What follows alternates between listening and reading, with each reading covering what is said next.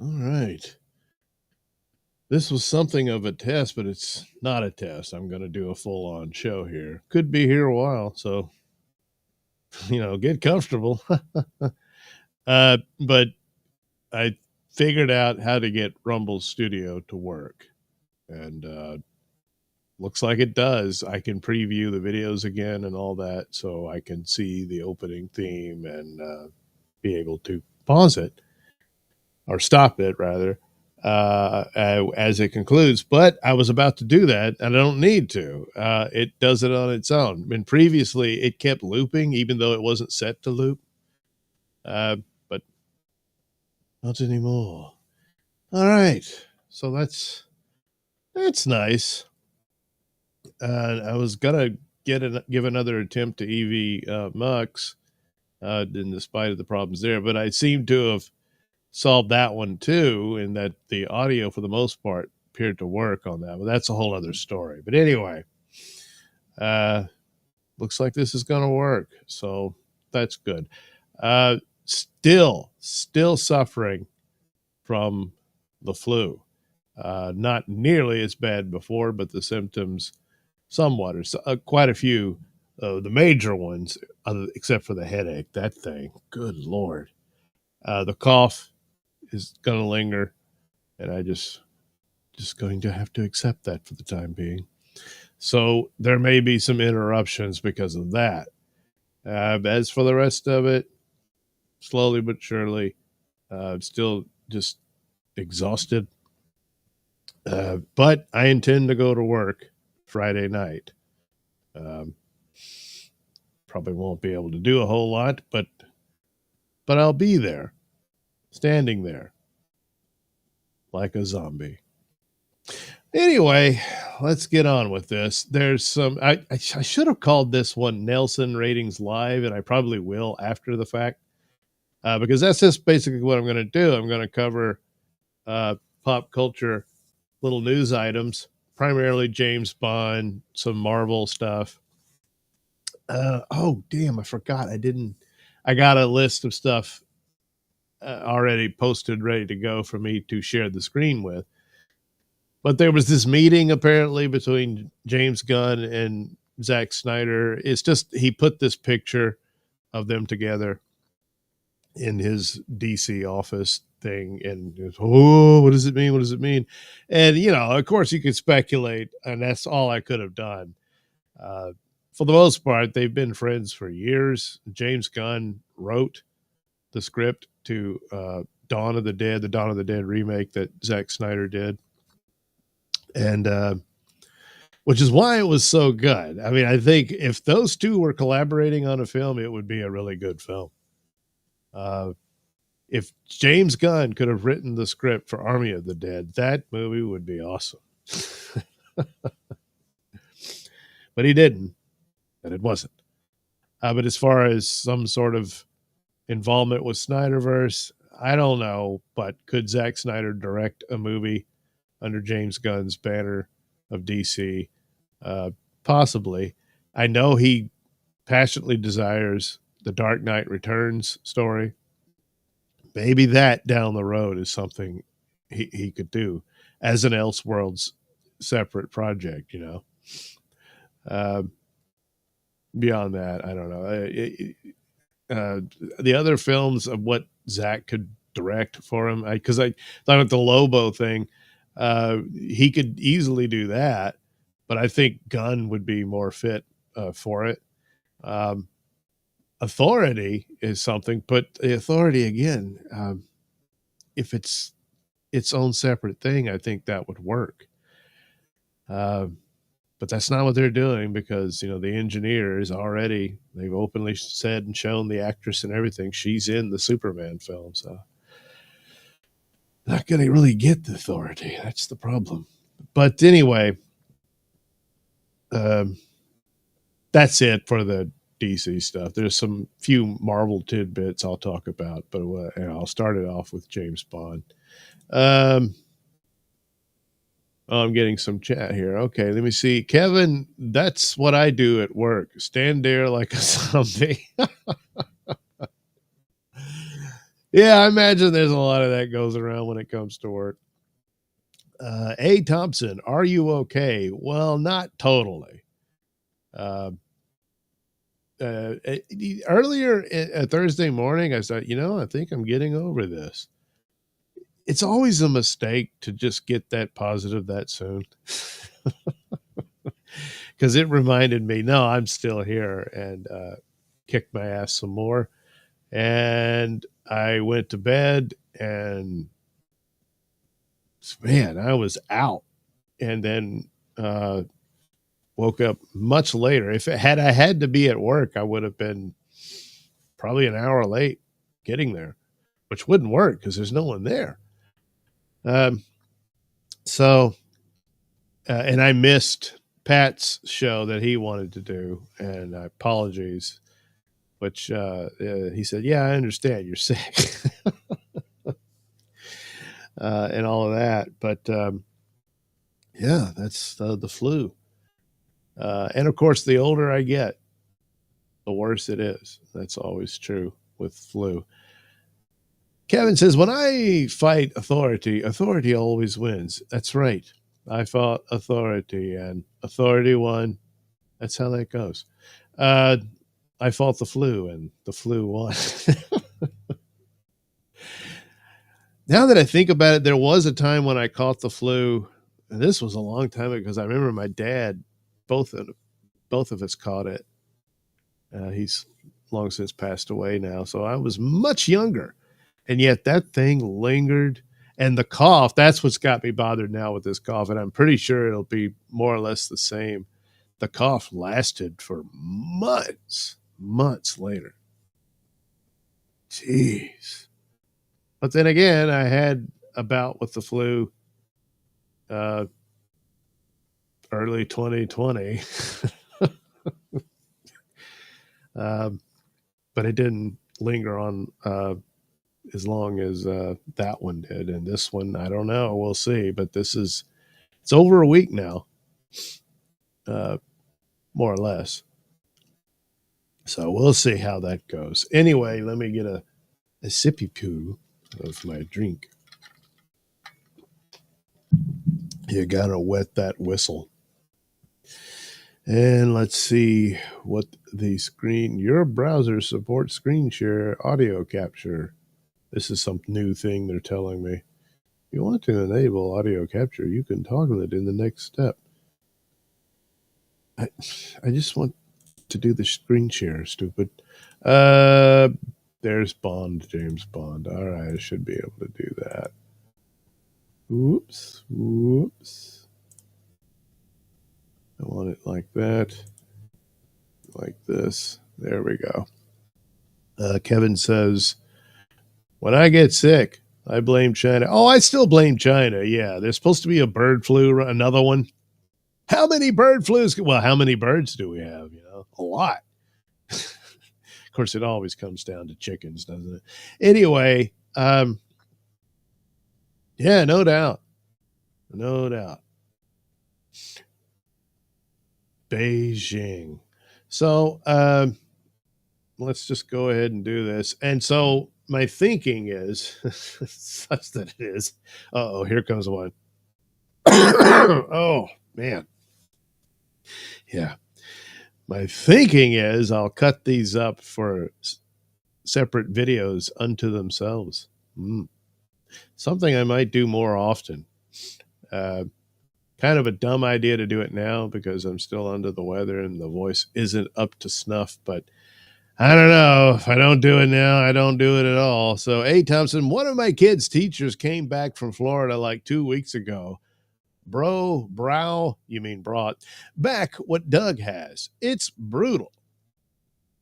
Well, yes, but it originated from China. Damn it. See, it's my own fault. It's interesting because even the Black Death originated in China. Hey, what's going on there? I don't know. All right. Here we go. So there he is, the original. Oh, it's gonna record my chat.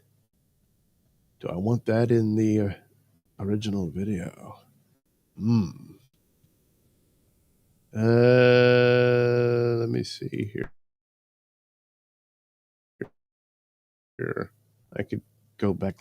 Maybe I can't. There we go. Now I'll take it off for now. I'll put it back. Don't worry. And eventually, when I'm done talking about these different stories, I'm going to draw Henry Cavill as James Bond. Yeah.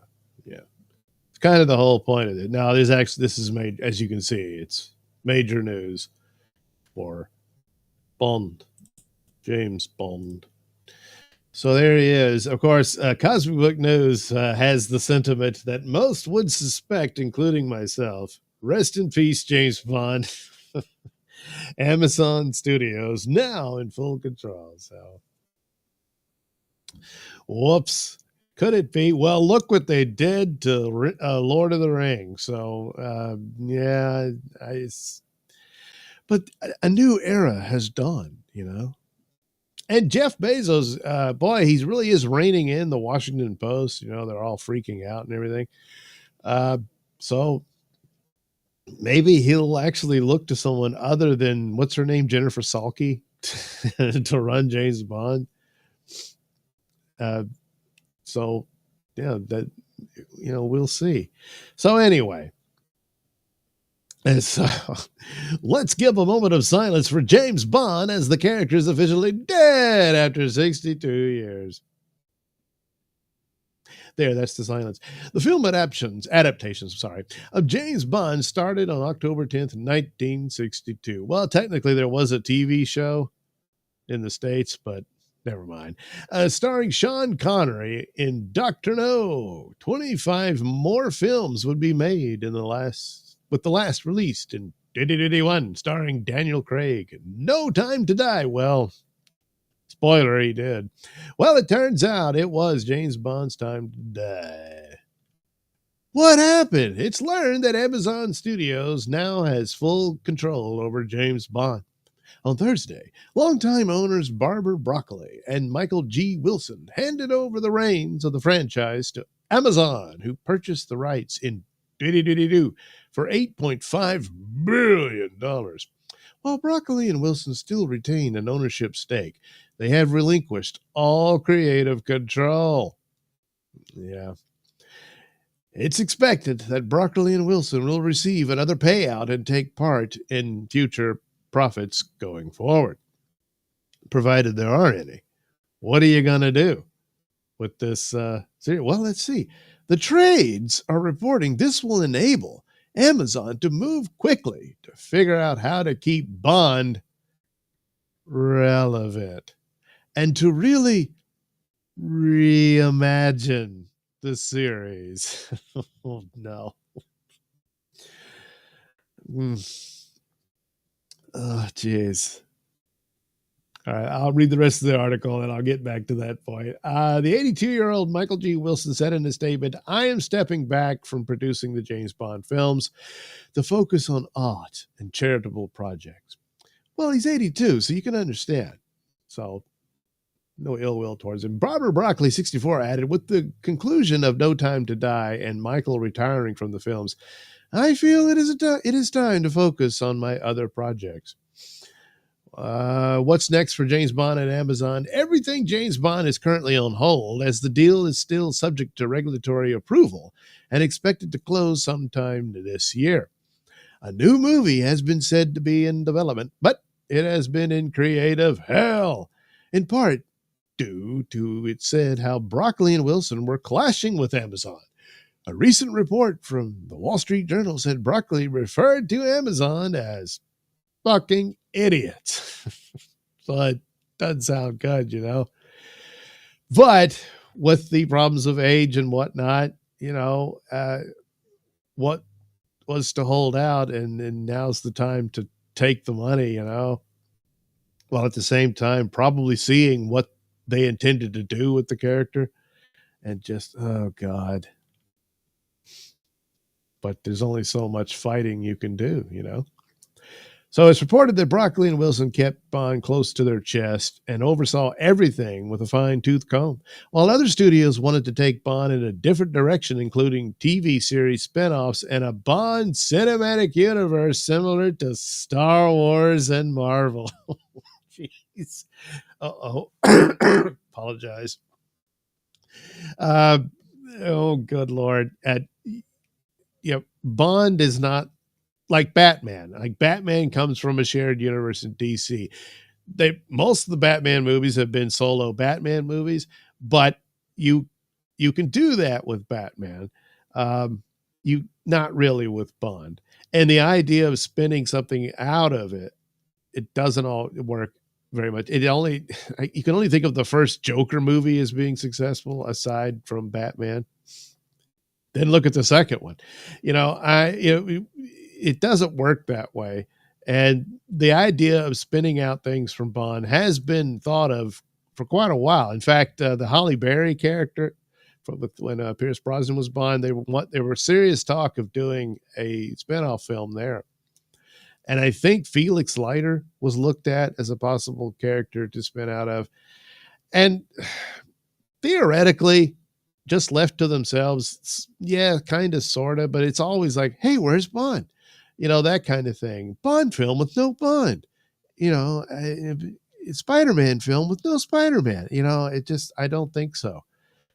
Yeah. And in today's environment, I just don't think any of that would work. But probably what they would do is like Moneypenny, the Moneypenny series. But of course, it wouldn't be Moneypenny being Moneypenny. She would suddenly be female James Bond and all that stuff. Q would be, well, not female James Bond, at least not yet, but would probably be nerdy Bond. So you would have nerdy Bond, but he would still be this action hero and stuff like, no. The only thing that might possibly be interesting is an M series where it's kind of like the workings of M behind the scenes, like a House of Cards series. But even that, it's just, no, James Bond is James Bond. I understand the greed factor of this over-encompassing giant monster of a thing that just brings in money. But you're more than likely just going to burn a lot of money. And at the detriment of your main character whose films are where it's at. So I don't think that would work. But so, yeah, obviously Broccoli and Wilson understood this. And maybe, just maybe, that's where they finally just had to give up and take the money.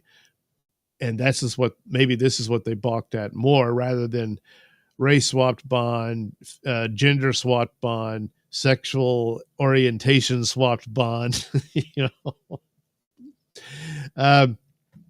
stuff like that, which is still likely, even though we're in a new era.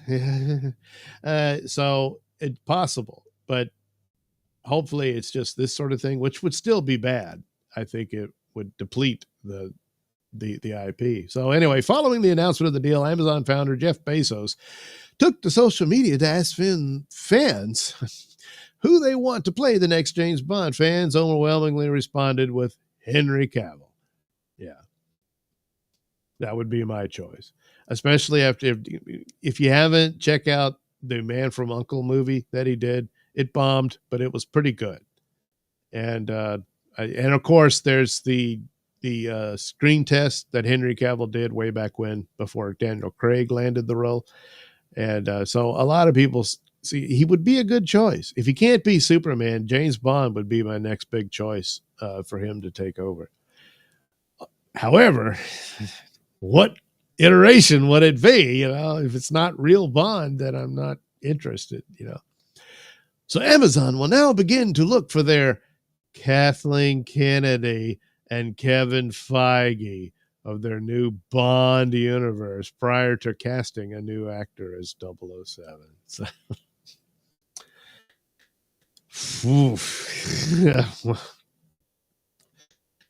well, maybe if Henry Cavill is both Bond and in charge, maybe that. So anyway, yes, Henry Cavill would be a good choice. Hence, I will draw his picture as Bond later in this show. So I don't know if it's going to go bad with Amazon influence, like what they did to Lord of the Rings. Henry should just pass on, you know. But he's already got an involvement with Amazon. He's doing his Warhammer thing, which he's very passionate about, and hopefully it works out. He's already filmed, or maybe still actively filming, the Voltron movie, which I have no interest in personally, but hopefully it's, you know, not bad. But so he's involved with Amazon. So he's there. He's available. And if you really want this to work, that would go a long way of getting people excited for new James Bond. The rest, of course, could just destroy everything if it's this piece of crap. And no one really wants to see Henry Cavill do woke Bond. They really don't. So best of luck to you, Bond, but boy, are you going to need it, you know. And but hopefully this plays out for the better.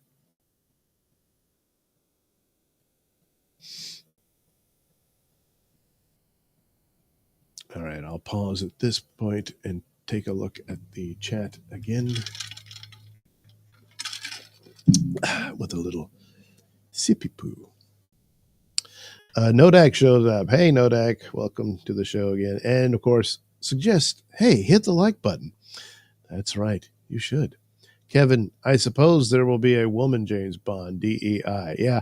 Well, everybody is moving against their DEI policies and stuff. Hopefully that trend continues. And if that is the case, slight chance, albeit slight, admittedly, but that could happen. So, all right, let me get back to it. What's my next story? I think I'll jump. Well, let's go ahead. It's kind of old. Red Sonja to release this year. So part of the problem with the Red Sonja movie is it's been done for quite a while. They just couldn't get a distributor. So now the Red Sonja movie starring Matilda Lutz will be released this year, though no official date is announced. It's learned the film will be released sometime this year in the UK, which likely means a release in the rest of the world around the same time. And there's the outfit they did for her and everything. It's not completely the Red Sonja outfit, but it's closer than other iterations of it. I mean, the actual chainmail bikini, I don't know, they might have a couple of scenes of her prancing around in it, but it's not really practical. I mean, you know, things are going to fall out. But anyway, so we get the word from Deadline and their report how Red Sonja has been sold to the UK, where the article confirms the flick is due for release later this year after being in post-production for 2 years. The details include Signature Entertainment has bought the UK and Irish rights to Red Sonja from Millennium Media. Again, no official release date as of yet, but Signature Entertainment's acquisitions manager Bigun Kayakan Parati and Millennium Media's president of international sales and distribution, J.J. Nugent, have confirmed the UK deal. Red Sonja epitomizes the kind of film we're looking for at Signature. An epic story in a fantasy-laden world with a strong commercial feel to its execution, which made it immediately appealing to us, said Parati, or Parody. Uh-oh, is this a joke parody? We're looking forward to introducing UK and Irish audiences to Matilda Lutz's sword-swinging huntress later this year. Nugent added, we're thrilled to be teaming up with Signature Entertainment to bring Red Sonja to audiences in the UK. This franchise has a passionate global fan base, and we can't wait to deliver a film that honors its legacy while introducing the iconic characters to a new generation. So, one can hope. But I saw the Midnight's Edge take on this, and you want to look that up. The because they're more expert in this stuff. It sounds like it's a distribution model that where movies go to die. There was a Solomon Kane film, which I haven't seen, and I plan to see it as soon as possible, which Andre from Midnight Edge seemed to have high praise for, but it died because it didn't have, a good enough broad distribution. So no one even knew it existed. So this might be the same case for Poor Red Sonja, which doesn't tell you at all whether it's any good. It might be. So, what's it about? Well, the fantasy follows barbarian huntress Red Sonja, who must use a group of unlikely warriors to face off against the evil tyrant Emperor Dragon and his deadly bride, Dark Anicia. I guess. IMDb also describes the film as an adaptation of the comic book Red Sonja, a vengeful warrior known as She-Devil with the Sword. So Red Sonja was originally created by Roy Thomas and Barry Windsor Smith for Marvel Comics and inspired by Robert E. Howard's pulp stories. So there you go. And if it's in on some amount of camp would be fine, and it's like wild and crazy and fun, that goes a long way because, it's like, I mean, come on, she's this girl. She's not going to be able to fight these brutes and stuff. And then I don't recall that there's any supernatural aspects to Red Sonja. Like Gina Carano, then it would be more believable somewhat. But then again, I don't know. Maybe they'll make her like fast and clever and is able to avoid the brutes and catch them off guard and that kind of thing to give some credibility to the fights. Otherwise, it will kind of kick you out of it. And with no, supernatural elements or whatnot, at least to her, then, I don't know. On the other hand, though, if it's just over-the-top fun, just kind of go with it. That's kind of how that goes. But good luck to Red Sonja. It seems like it'll need it. It doesn't sound like it's going to get the distribution that would give it some chances of, reaching more. If it's bad, then it wouldn't have mattered either way. But we'll have to see. So there you go. We're all caught up on Red Sonja. We'll see how that goes. But geez Louise, 2 years, It's like most of the people who have been, oh yeah, I forgot I did that, that kind of thing. But, well, again, best of luck, Red Sonja.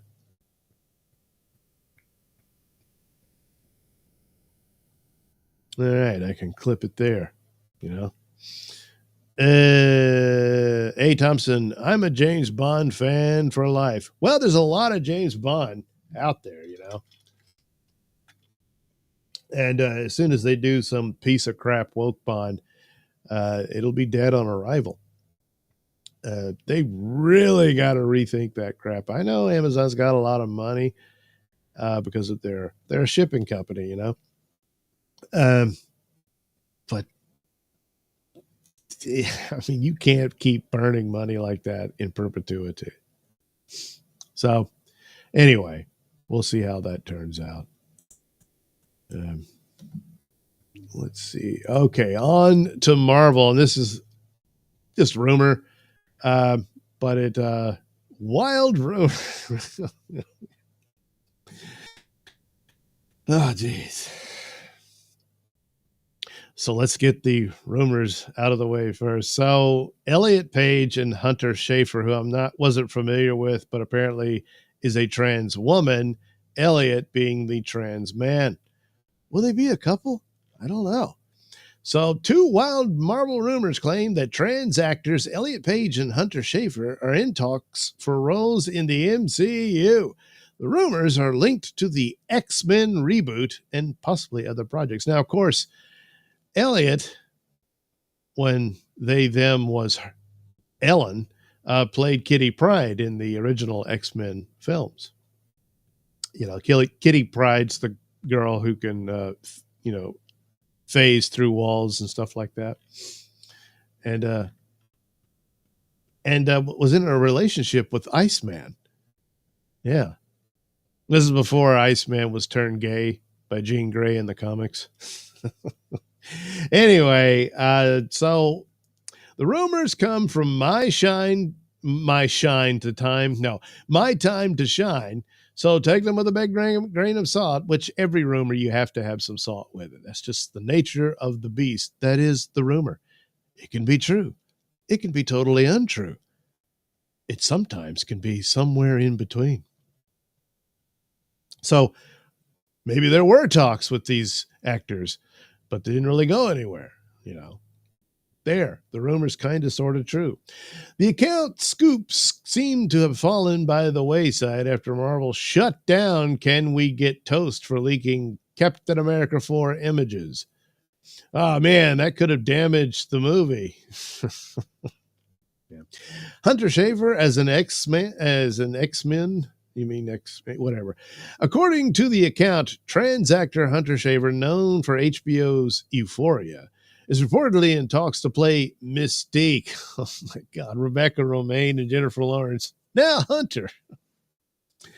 Um, since Mystique is a shapeshifter, you can see where they're going with this. Is Hunter Schafer a trans woman or a trans man? I don't know. They're saying they're trans, so I apologies if I got that mixed up, you know. But yeah, shapeshifter. Of course, you could have multiple actors play Mystique while she shapeshifts into other people. Yeah. But she's always a woman to me. Marvel Comics always also retcon Nightcrawler to have two mothers, Mystique and Destiny. No, not that Destiny. This suggests Mystique can shapeshift down to the atomic level, allowing her to transform into a man and produce sperm. So there's the happy couple. Of course, gee, I'm sure the woke people behind this move in no way did this to Nightcrawler because the Nightcrawler character is a devout Catholic. No, no. I think this is where the birth scene, Destiny had to give birth on all fours because, yeah. Anyway, so yeah, there's Elliot and the X-Men movies. Yeah. So anyway, yeah, I don't think that would go over. I've no doubt this was in the thinking due to the current situation. Probably going to get scrapped, you know. Might have a cameo role, maybe be one of the characters that Mystique turns into for a moment to fake out the X-Men, you know. But that might be all there is to it, that kind of thing. As Elliot, I don't know. Unless in talks to reprise the Kitty Pryde role. Hey, it's a character, so you'll wear a wig and don't worry. You're just playing a woman. We're not saying you are a woman. Then you can go with that, you know, for the Secret Wars crossovers of past characters and that sort of thing. They might want to go to that trough yet again, you know, on their way out. Oh, look who's here being cast as Cyclops. At one time, I don't know. Him being Wolverine, that still might be in the cards. I don't know. So anyway, a lot in there's another fan thing with from Stranger Things actress being Jean Grey. Well, if she's Jean Grey, he definitely can't be Scott. That's too big of an age gap, and that would be disturbing. So anyway, there you go. Rumors for Marvel. And maybe hopefully they'll just stay that way. You know, I just don't think any of these are good ideas. No, not really.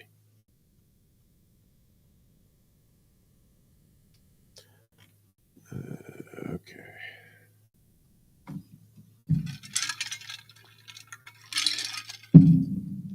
Ah, a nice sippy. Okay.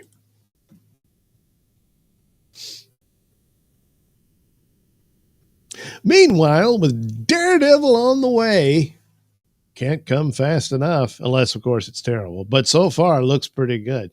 Now there's talk of bringing back the Defenders. Well, bringing back these characters. So, for the most part, I don't really have a problem with any of that. I don't care to see the likes of the Defenders again. That was a really bad show, and it really undercut the, I don't know, the full steam ahead thing that Daredevil seemed to be running on. And then that third season was derailed by the results of Defenders, and I don't know, it just wasn't as good as the first two seasons. And Defenders itself was just really dull, boring. So don't have a problem with these actors returning to those roles.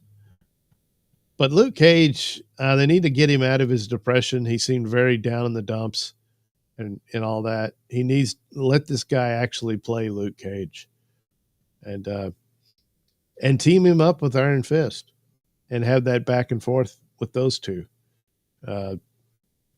There's potential there.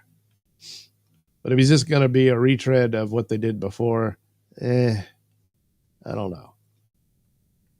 So Kevin Feige versus Jeff. Yeah, they didn't like each other, and Feige ultimately won that.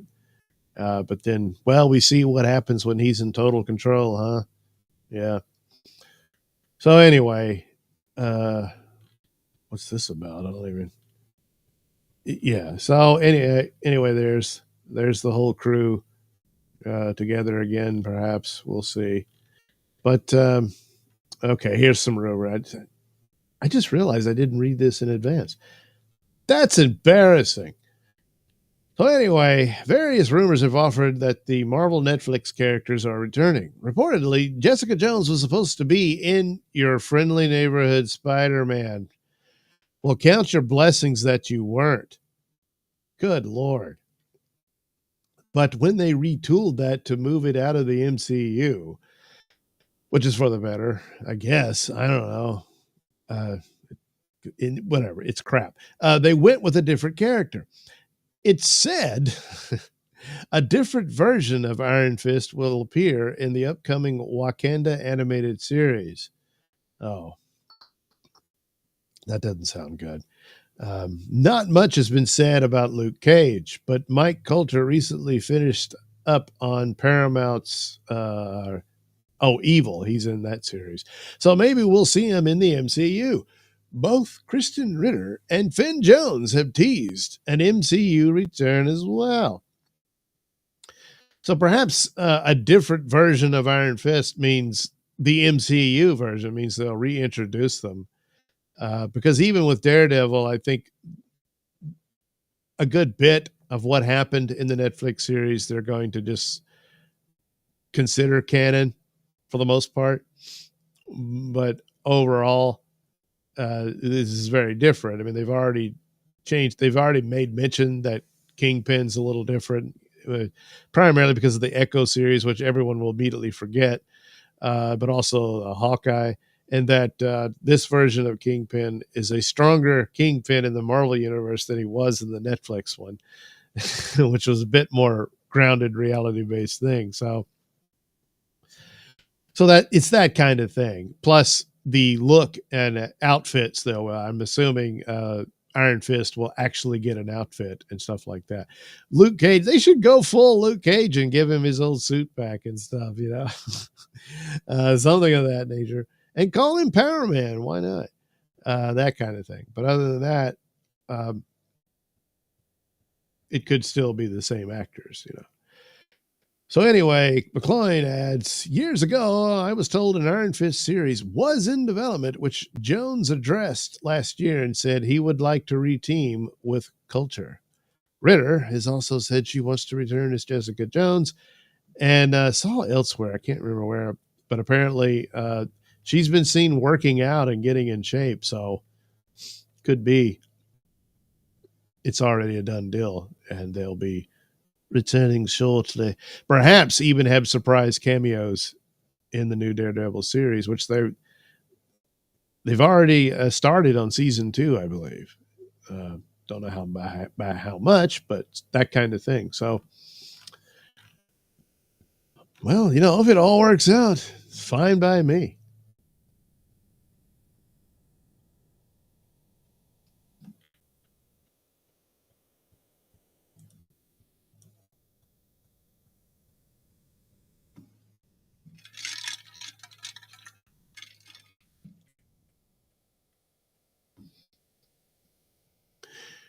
Well, after Captain America 4, what's up for MCU this year? Well, the Direct did this article some time ago, and I thought, that's nice of them. We can go through the list and see what I think about it. So there we go. I know you're pissed, but the good thing is you tried. You tried. Here's the Mac Daddy Daredevil. That's one of the big kahuna that might do well, but only for Daredevil. And then there's Thunderbolts, which might be the little film that could. Just don't know yet. So here we go. 9. So I guess there's only 9 projects. So anyway, Eyes of Wakanda. And this will be this animated thing for DP. And apparently will detail the history of Wakanda, which actually could be kind of interesting. So Black Panther director Ryan Coogler returns to his fictional African nation for Eyes of Wakanda, a 4-episode animated DP series featuring warriors throughout history who to work to retrieve vibranium artifacts. All right. So only 4 episodes, which is actually not a bad idea, provided you don't really have the material to do more. A lot of these streaming shows and whatnot, they're just like enough material for maybe a movie stretched out over 10 episodes. It doesn't work. And it's one of the weaknesses, not the only weaknesses of those shows, but it's a major one. So I don't know. This is all we see of the art. It kind of reminds me of the artwork that was in Zack Snyder's Twilight of the Gods. So kind of a similar thing. Doubt it'll have the gratuitous nudity and all that in that one, or gore or whatnot. But nevertheless, the premise is not a bad one, not really. And this looks like a pirate scene, I guess. And so there you go. Might be good. I don't know. Dubious, but who knows? What I'm not dubious about is how bad a show this is. No, I didn't see it. I saw the trailer, and no, it's not Spider-Man. Don't care. So that's already a flop as far as I'm concerned. So we'll move on. Marvel Zombies, appropriately debuting on October 3rd. Well, I did see the first season of What If, and the zombie episode. It was all right. Wasn't that blown away by it, but could it become something cool? Yeah, could. So the best one out of that batch was the Doctor Strange cartoon, which is now better than the Doctor Strange sequel. So go figure. So after What If dove into an undead superhero world for season 1, Marvel Zombies will return to that universe for a post-apocalyptic animated series. Oh, this isn't. So it's its own thing. It's not part of What If anymore. Jeez.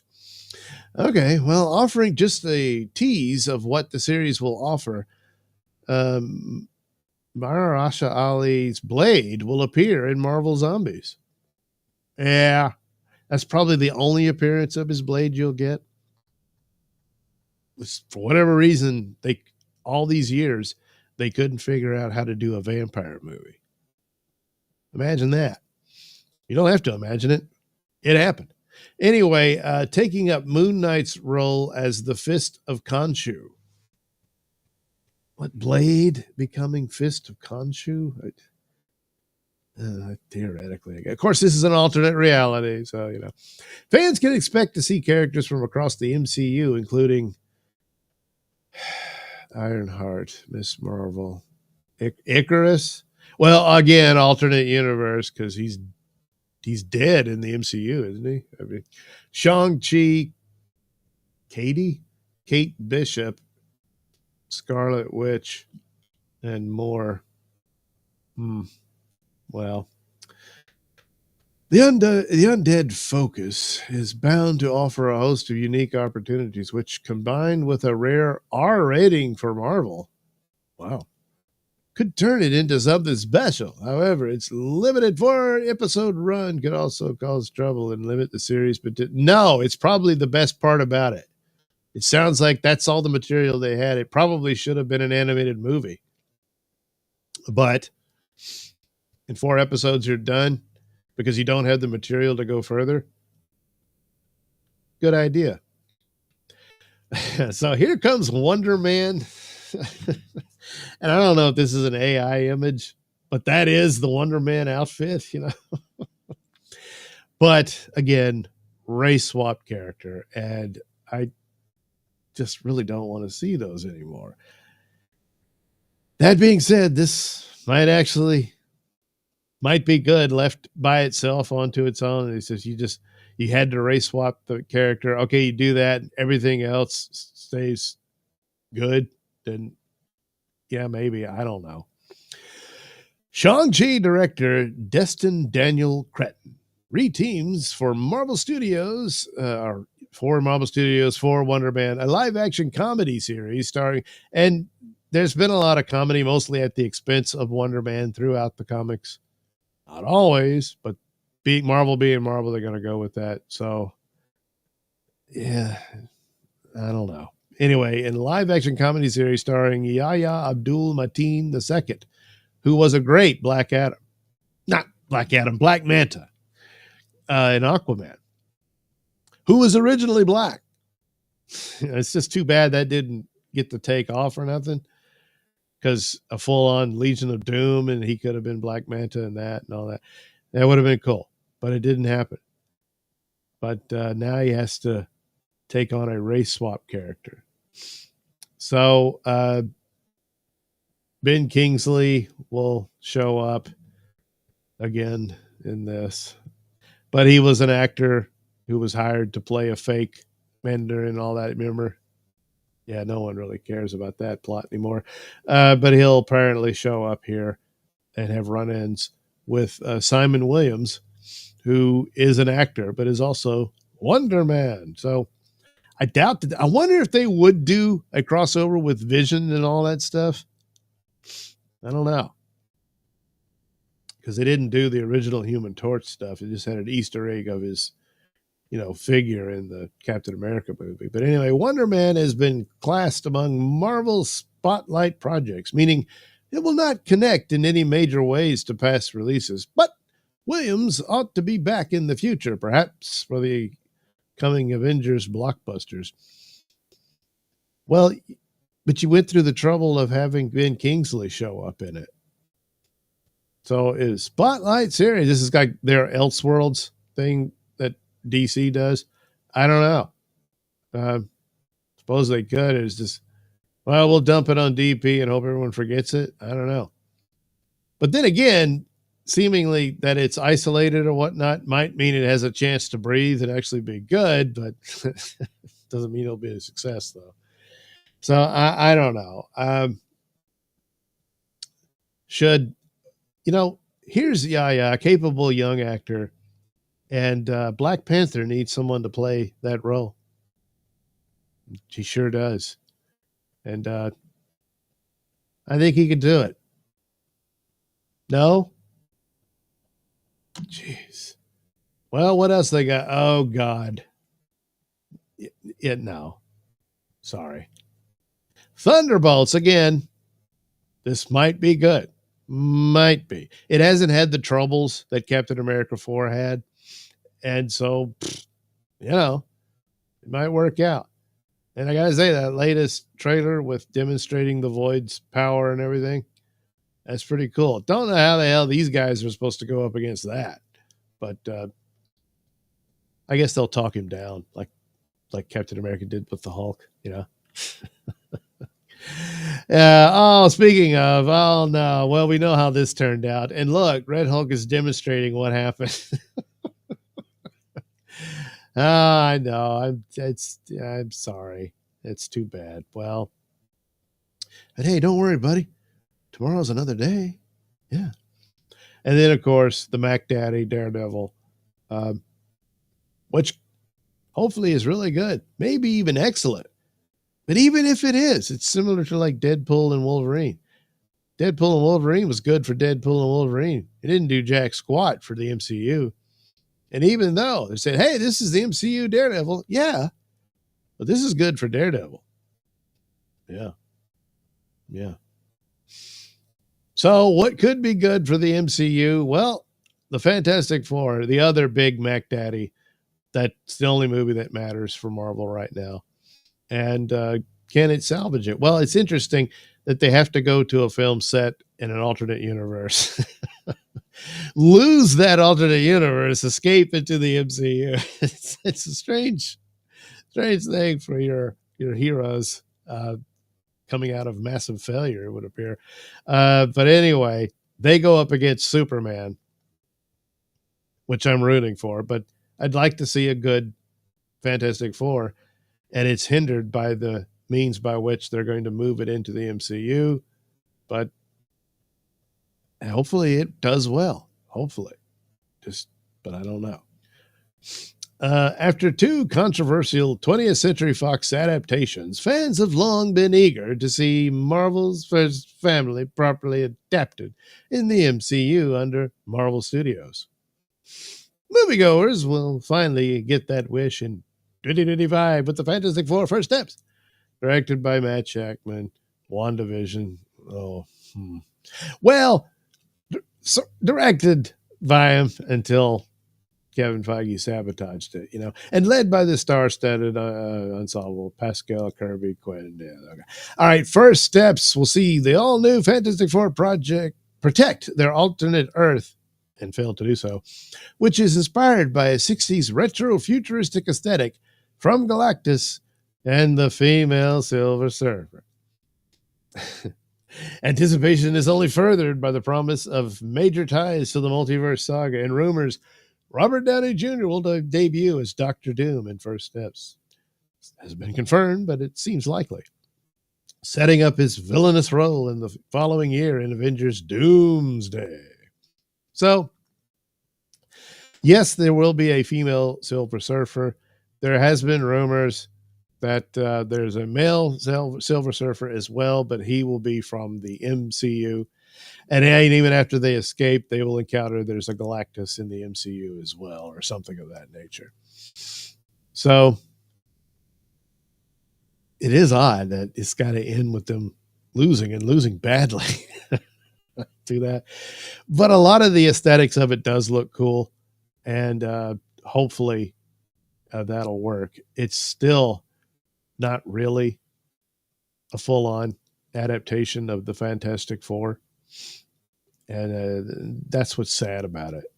A lot of things are far afield when it comes to adaptations from comic books. But damn it, can't you at least try a little more? And this is probably as close as they'll get, So could have been way worse, sure. And it might be. I don't know, but we'll see. We'll see. So there you go. Fantastic Four, Daredevil is what you got to look for. Maybe Thunderbolts will do okay. And that's about it. I don't know. Wonder Man might be fun. Who knows? Zombies, yeah, I don't know. And Eyes of Wakanda, yeah, the verdict's out on that one. Or jury's out, rather. So best of luck. But right now, in pretty bad shape. Thanks to poor, brave New World.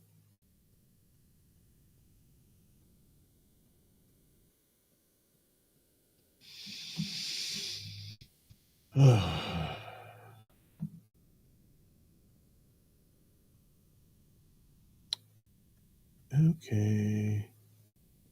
Da, da, da, da, da, da, da. I'm pausing a minute while I go back to the chat and give myself a little sip.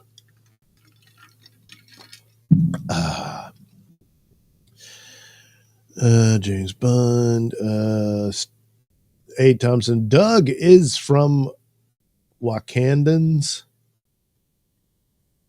I don't know. Although, thanks to one of my uncles, doing a DNA test to find your family tree and all that.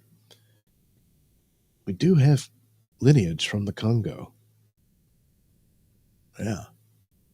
Stealth Chaos. Hi, Doug. I came to spoil your chat. Well, what would you do that for? A. Thompson. Nice. A. Thompson. Doug, a lot of Neon Studio movies coming out. Also, A24. A24 is a studio as well, right? And I'm blanking on Neon Studios, but I'll look it up later. Stealth Chaos. A. Thompson. I will try to get a practical house fitter upper YouTube channel. I've seen them myself, but the amount of work always puts me off. I think I will live and die in a shoebox apartment. Well, there you go. There's your YouTube show, Shoebox Apartment. And how you deal with that? You could do that. That'd be a whole series. Stealth Chaos Scarlet Bitch. Well, I mean, they turned her into one, didn't they? I mean, they turned her into a horrific monster. And then at the end, you know, they had, what's her name? Monica Rambeau. They don't understand what you sacrificed. She tortured those people. All because her android love sex bot had died. You know, man, they're just stupid. There was a lot of intriguing, cool atmospherics to the WandaVision show. And who knows where it was supposed to go, because Doctor Strange was supposed to be a part of it. But Kevin Feige, oh, wait, we can't have a white man mansplaining magic to a woman, or whatever the hell their reasoning was. Yeah, it's too bad. Stealth Chaos, Wonder Bread. Yes, Wonder Bread could be the endorsement, product placement, and whatnot for the Wonder Man series. Nodak, a loaf of bread, maybe? I don't know. A. Thompson at Karmic. I need to get my son off the Roblox. Any decent IP games out there? Stealth Chaos. I missed the Death of Doctor Who episode, didn't I? Did I do one yet? Well, I'm going to do some more on Doctor Who here in a minute. So there you go. I mean, look, yeah, Doctor Who's been dead for quite a while. I mean, for all intents and purposes, it ended with Capaldi's leaving the show, and they really ruined him. I mean, they wasted his talent on lackluster stories, some that teased potential and then went nowhere, stuff like that. And then the rest was just, hey, let's get some tokens. And that's what they've been doing ever since. Stealth Chaos, very, very frightening me. The rumors about Marvel. Yeah. Nodak, Mama just killed a man. Karmic, A. Thompson, LOL. Heard Roblox is a bit of a time pit. Never played it. Not sure if any good mobile games. Pac-Man 256 is decent. Stealth Chaos, you know that when Doug read that out, he will have no idea what we are referring to. That's right. I don't. A. Thompson, when we start Japan Content House, Doug will come there.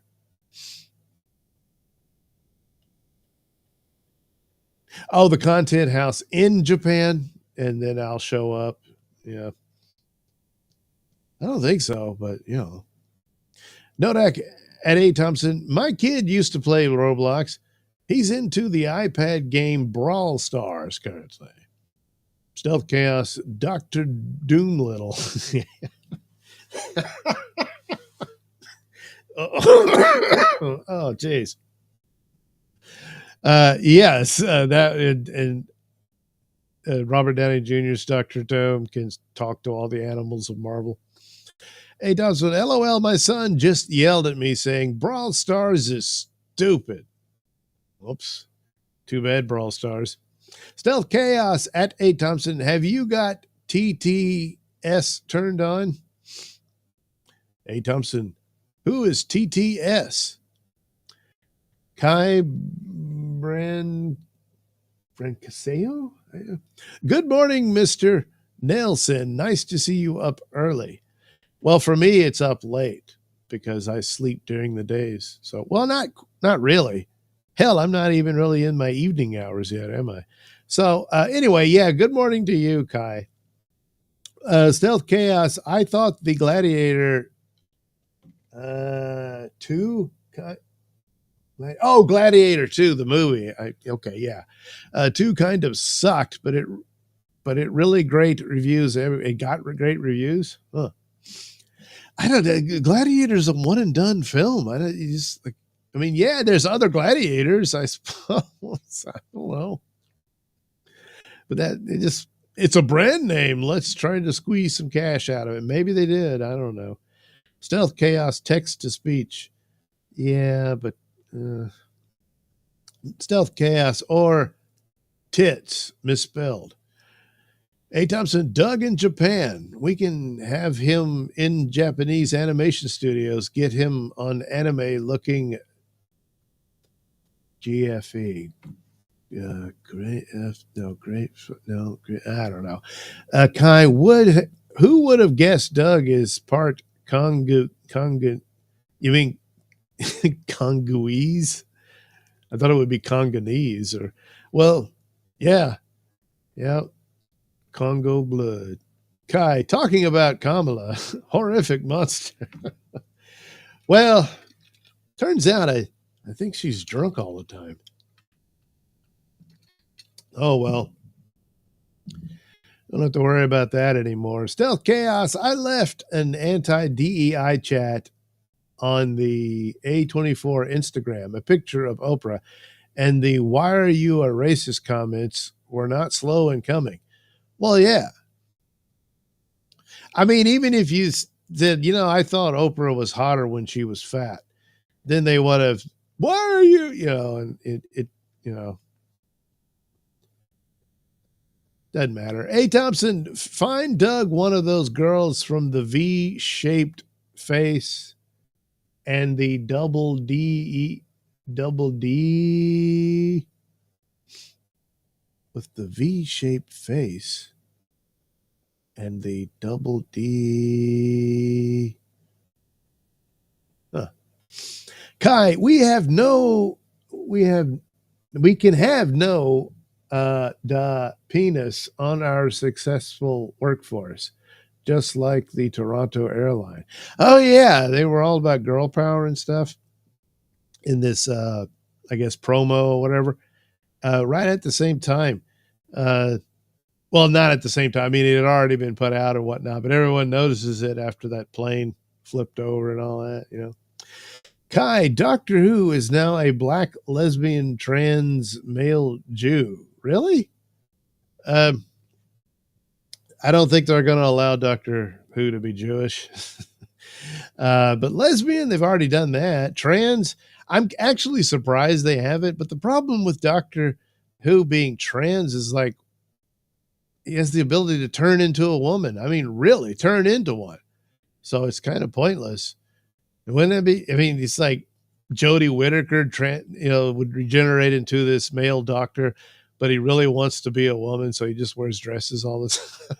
It's like, well, just regenerate again. You can do it forever. Eventually, you'll get another woman out of the deal. Yeah, but yeah, they don't think about that sort of stuff. Stealth Chaos at Nodak told you. A. Thompson, we need Doug in the content house. Who will draw us? I don't know. There's bound to be somebody. Nodak, LOL, you were right, Stealth Chaos. Stealth Chaos, Nodak. Reading the chat is an info overload. Yeah, well, no.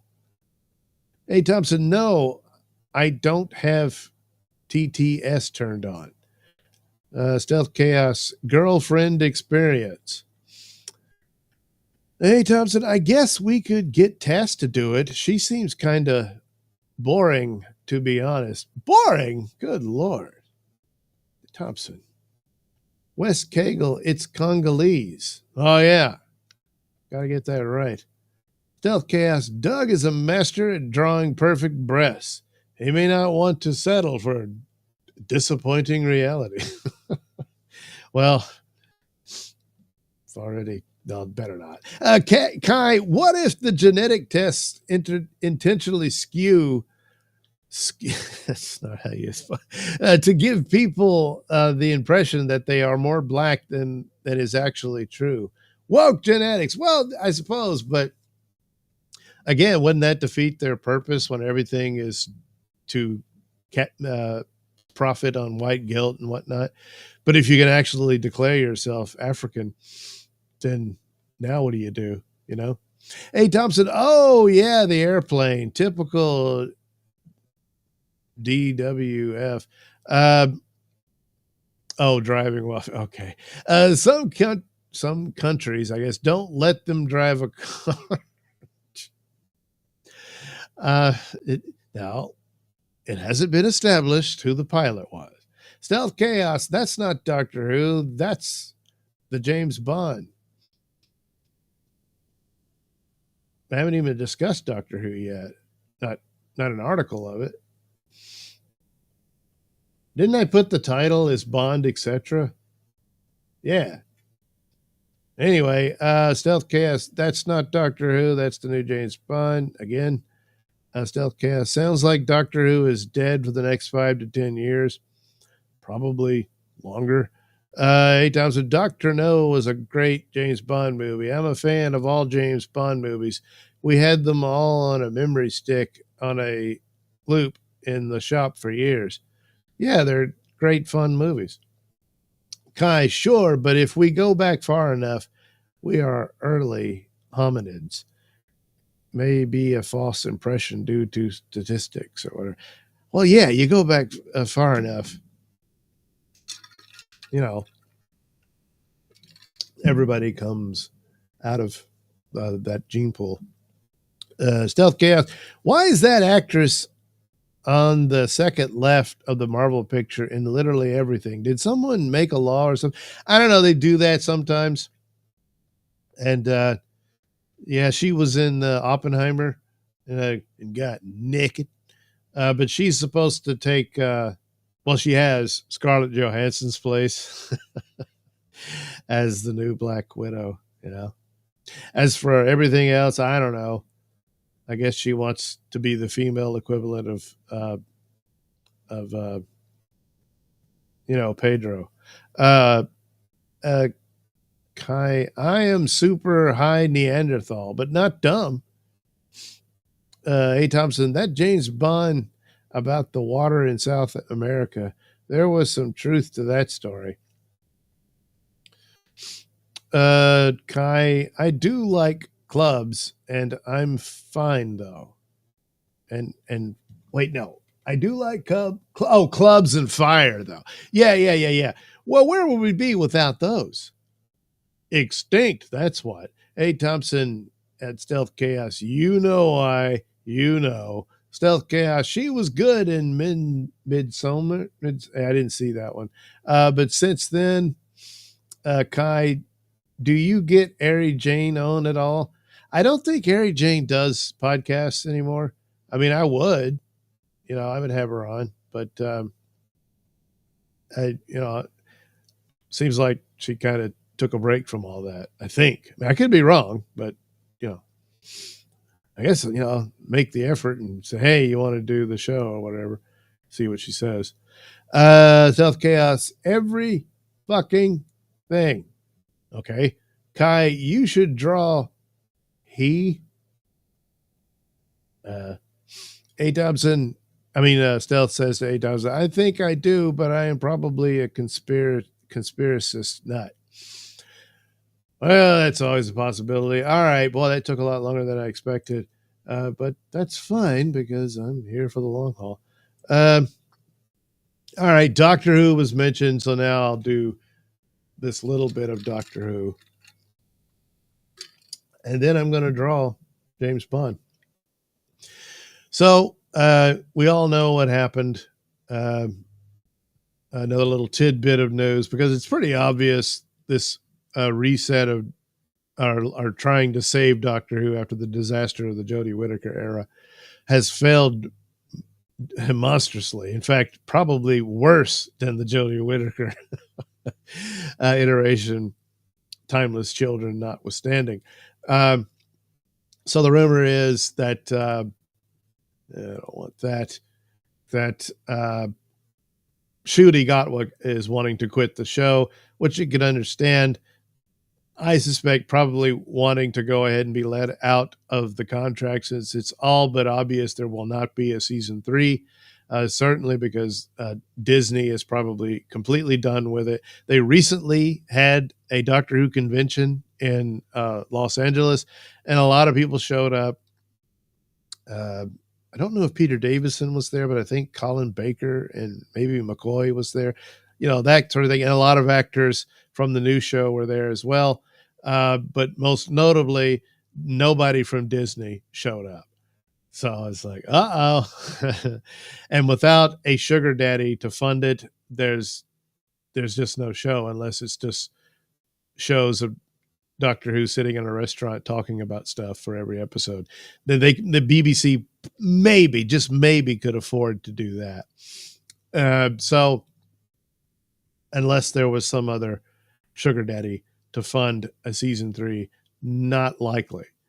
So it would, why there's credence to the idea that Ncuti might want to get out of it as soon as possible and move on to other work while he sits in limbo otherwise, still, as the second season hasn't aired yet, but it's shot, and the idea that is going to turn the tide because it's so damn good, it fixes everything, that Disney will change course and say, hey, you know what? Let's go for another season. Highly unlikely. So Doctor Who's Russell T Davies announces a new series for Channel 4 amid fears the sci-fi, you mean the sci-fi show Doctor Who, could be axed. Does this spell the end? Well, it's another sign that he's got to move on and do something else. So he's announced he'll be working on a new show. The news comes following the fears a long-running sci-fi phenomenon could face the axe following a recent drop in ratings. A recent drop. It's been dropping for a long time. But anyway, his new show, an LGBT, I'm shocked, really, drama titled Tiptoe, is slated to come out, see, get it, in 2026. Wow, he's already, so yeah, he's moved on. This is a show I had to write because the world is getting stranger, tougher, and darker, and frankly, the fight is on. Oh, good Lord. Well, at least it'll be his own show, and it won't be Doctor Who doing it. So there you go. That's one sign. So what to do? Could there possibly be any means by which to save Doctor Who? Probably not. But the betting odds for could there be a new actor to replace Ncuti Gatwa, because one of the rumors is he's already filmed a regeneration scene. And that's one of those things where they could shoehorn that in to end off the series. He starts glowing and then it fades to black, and that's it, which was originally what they were going to do with Jodie until, Russell and gang came in supposedly to save the show. Well, but nevertheless, that's what they did. So theoretically, you could do the same thing again with a new actor. However, it could just be that David Tennant shows up. But does that mean Ncuti Gatwa's got to regenerate into David Tennant? No, he doesn't. Because they did that stupid bi-generation thing. Which people say, hey, maybe that was always the emergency glass plan they had. If this run of Doctor Who didn't work, they could always say, oh, guess what? He wasn't the Doctor at all. He was just the Doctor's clone, which he is. That's the narrative that Russell did to his own, token that he desperately wanted to change the world with. And then he disrespects it immediately by not even letting him be the successor to the actual Doctor. It's stupid. But here you can have David Tennant returns after having taken a vacation, watching TV on Donna's couch. And so that's the deal. So the betting odds is, they'll get him to come back again to do yet another special episode. I mean, Now that's the other problem about the money is that you're going to have to pay him, because I'm pretty sure at this point is not going to be interested in doing it yet again. But then again, David, you did do the bi-generation scene, so that leaves it there, you know. But it's like, oh, it would be one episode, and then you quickly get bonked over the head and you regenerate into a new actor, I guess. I don't know. But others offer that this could finally fit into the Valyard story. Perhaps they've kind of overshot that already to fit in with it, but I always thought that was odd. Are you going to say that Shooty's doctor is the Valyard, who's a villain character? You know, man. So let's see. So and there's always betting on who gets to be the new doctor, and sometimes they get pretty close, and other times they don't. I mean, I remember before Jodie became the doctor, the betting odds was that it was going to be this actor. What was his name? Chris Marshall. And there was a lot of reason to believe it. Apparently, he had been on this Death in Paradise show, but he suddenly left it. And people thought, it's because he's got the Doctor Who part. And no, he didn't. He's not. He wasn't even a companion or anything. But some speculation is that he was going to be a part of the show in some form or fashion. No. So, really, betting on it doesn't mean anything. But the thinking in it, you could understand. But you're thinking in a sort of logic about how to fix it or how to correct it. Nobody at Bad Wolf is thinking that. They're just wondering, how can we get somebody to pay for this? That's it. They don't really care about Doctor Who lore or anything. They've demonstrated that. Sad, but that's the truth of it. But anyway, that's the betting odds with Josh O'Connor and Jack Loudon coming at runners up, who may end up being, if something like this could occur, to be a doctor for 5 seconds, at least with, I think, Jack Loudon here, I think he's got red hair. So the doctor would finally become ginger, right at the bitter end. And then the screen goes black and Doctor Who's gone forever. Yeah. Well, I don't know about any of that, but that's the state of affairs for Doctor Who. And it's all very sad. And theoretically possible, because they left the door open there. Everyone starts thinking about it because you think about the possibilities of things like that. I don't think Davies did it all. I don't think so.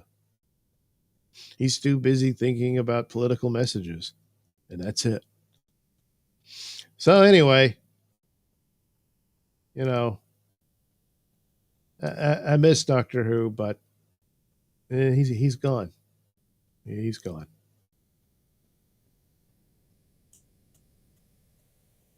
All right, I ought to be able to clip that. That ought to work. Okay, let me. No, not that. That's already there. There it is. Jeez, these need to be in their separate sections. I mean, Rumble Studio is working. I figured it out on my end of my firewall blocking it and all that, but they did overhaul it, so it's different. And I think the old one was better. It was easier to get to the different little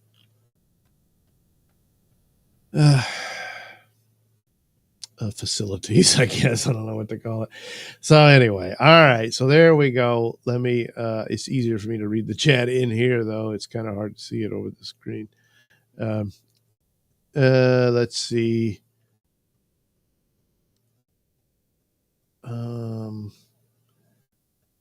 Geez, if I can get caught up. Stealth Chaos. I think I do, but I am probably, yeah, Conspiracist Nuts. That's the one. 8,000, just like the girl from Hunger Games. You know why. Stealth Chaos at 8,000. And Zendaya. Kai, should we get a .gov bonus or reduce the debt? Yeah, sure, go for it. 8,000. Anything on Netflix this weekend? I don't know. I'll have to think about it. I did watch the Netflix special on the Zodiac Killer. They determined it was Arthur Lee Allen. So there you go. Oh, damn it. I spoiled it. Stealth Chaos, Dr. Pooh. Yeah, a lot of people saying that. Hey, Thompson, I got Super Mario Brothers on now. Stealth Chaos, DEI. Yeah, right now a lot of corporations are swapping the two letters, you know. Stealth Chaos, 8,000. There is a new Bear Grylls thingy, but it's not that great. Kai, thank you, Doug. It is a nice treat to see you on this early in the AM, for me, that is. Well, you're very welcome, Kai. Stealth Chaos, shut Fatwa jumping off the ship. He just helped sink. Stealth Chaos, sorry, shitty Fatwa. Oh. Stealth Chaos fades to black. That's you see. Okay, it fades out. Oh, damn, that's homophobic.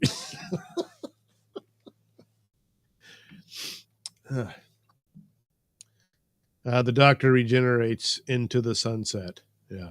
Stealth Chaos. I want Jesse Lee Peterson to play the new Doctor. Well, that would be new and original, wouldn't it? Hey, Thompson, it is interactive Bear Grylls. My kids made him eat a worm. It was so gross, but they loved it. Stealth Chaos. I think Bear is a good egg, but not sure about this show's format. Hey, Thompson. Doug, have you seen the Thai movie The Medium? No, but I saw an adaptation of the Thai movie, the Shutter, and I'm guessing the Thai version is probably better. I'm almost certain of it. The American version, well, oh crap, I forgot. I already recorded the review to that. All right, I'll be posting that sometime later. Well, today, yeah. So there you go. That'll be today's video. This one I'm going to split up in other videos so I can rest on doing videos. Gary G. The truth is that DEI, identity politics, wokery culture within creative industries killed Doctor Who. Quality, cohesion, and story came second. Yeah, and probably not even second anymore. It's probably third or fourth. You know, they get started. They're doing all their scenes and messaging, and oh, isn't there supposed to be an alien monster or something? Yeah. They throw that in. All right, we did an episode. Stealth Chaos at A. Thompson. When will Nicholas Winding Refn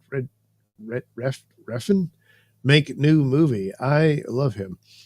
Stealth Chaos at Gary G. The new writing team they just announced was worse than a comedy sketch could have met. Yeah, well, especially the one who wrote a book for children teaching them how to hook up and other activities. Yeah.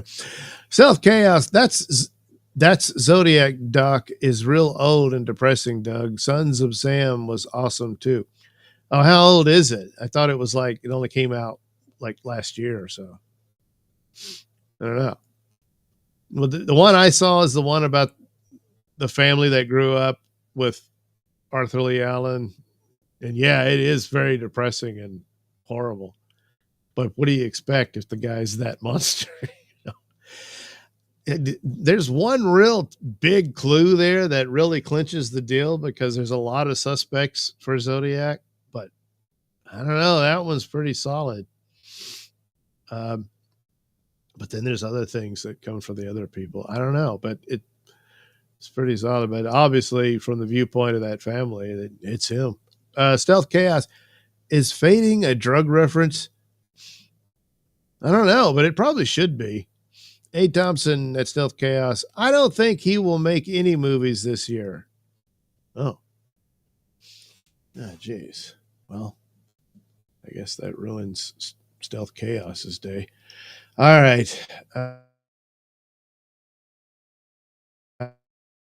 going to refill my drinky poo. And what was it? Well, yeah, draw James Bond. Here's an old one. Let's see if it plays. Oh, cool. I'm going to get the highest grades, and studying isn't going to have anything to do with it. Kim wants to graduate from Malibu High with honors. Most kids do it by making grades. Kim does it by making appointments. What are you doing after school? If you're interested, I'll be at High Point. I'm not interested. High Point. I'll be there. She's studying with the best instructors at Malibu High. And if she can't learn enough from 9 to 3, You game for a little game? she takes her teachers on a field trip. Well, that's an offer hard to resist. Then don't. Malibu High.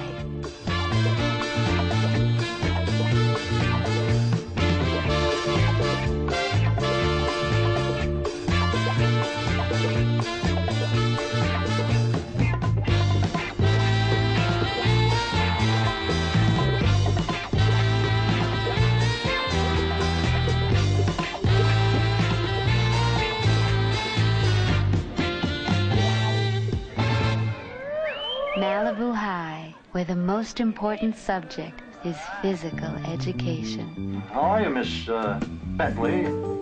The best, sir. I need extra help, Mr. Mooney. I mean personal help. Couldn't we get together after school? From history to physics, The next report cards are about to come out. I want you to know what grade I expect. About your grades, Miss Bentley. Truly remarkable. from botany to driver's ed, What grade do you expect? An A. All A's in all of your classes except Miss Damon's English class? this is the story of a schoolgirl named Kim. I don't understand. You never seem to study anymore. Relax, Mr. Elmhurst. Enjoy the view. Who was the best in her class. Malibu High.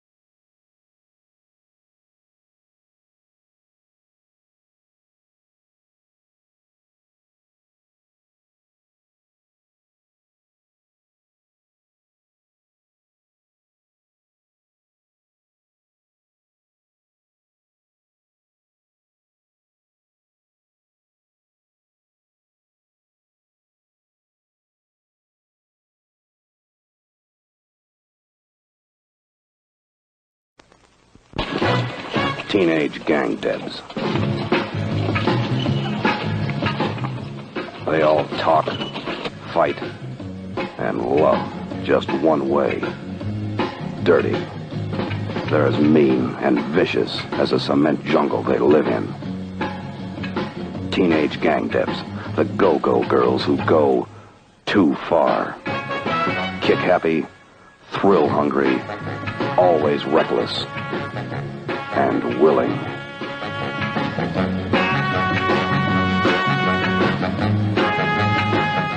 From backroom binges to back alley rumbles, anything goes, as long as it's violent.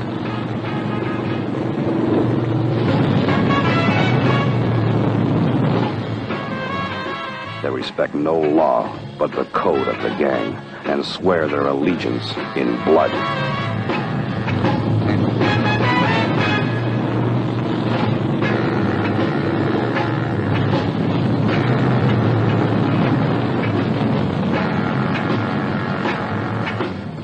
Underage, oversexed, girls who won't take no for an answer. Teenage gang debs.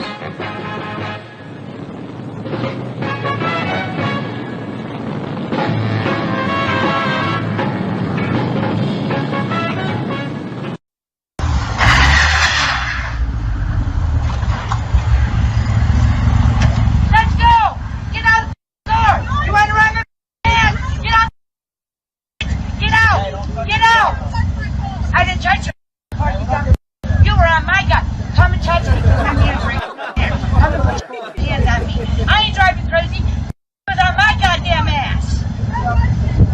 I went to another lane. Get out of my way. Contest!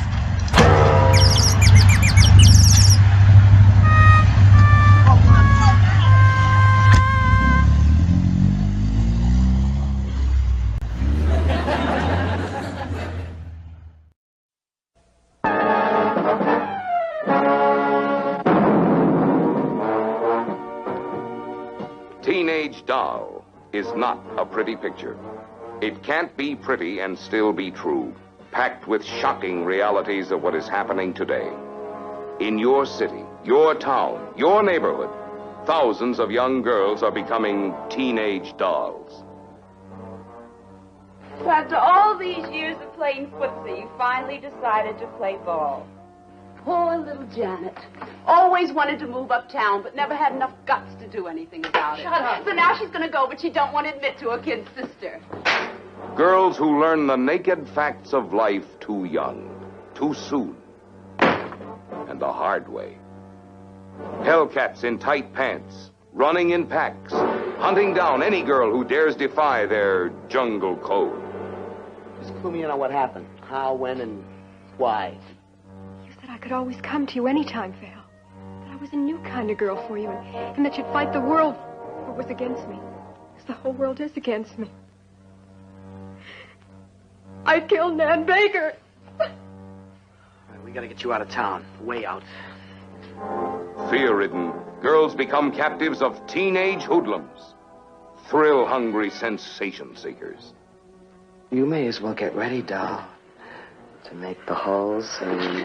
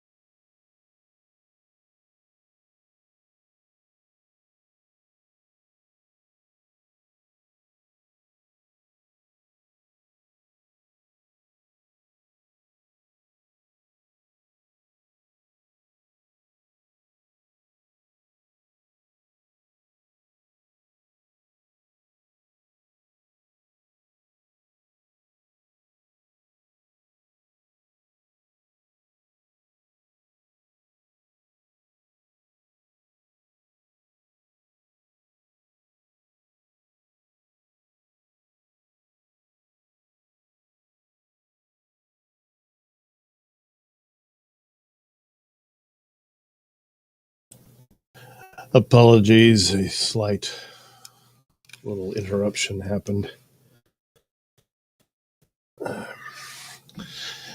So,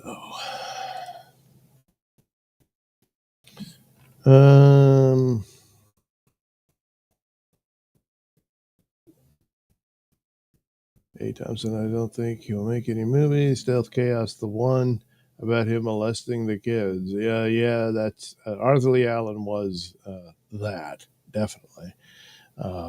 As to whether he was the actual Zodiac killer, well, that's what the documentary says. Stealth Chaos, which James Bond is this? I don't think David Tennant will be playing James Bond. We don't know. Well, I'm going to draw Henry Cavill as James Bond, but, I don't know that he gets the role. Kai, she wants extracurricular activities and extra credit. Stealth Chaos, you only come twice. Kai, go girls of the cement jungle. I love. Oh yeah, those old trailers. Yeah, Kai reminds me of the gals that would ask for a ride on my motorcycle. They really like to hold on your hips. Well, yeah. That's why you let them get on the motorcycle. Yeah, it's the whole point. Now they have to touch you. Kai, oh no, where do we find them? A. Thompson, Carmex cucked Pat today. He did? Good Lord. Why would you do that, Carmick? A. Thompson stole his time slot. Well, I think Pat ended the show rather abruptly. Anyway, A. Thompson, what happened here? I missed it. I mean, here I got interrupted and had to. I'm not going to discuss it personally, publicly, but it happens sometimes. A. Thompson, Stealth Chaos, YouTuber Tokyo Llama. A. Thompson, audio just came back.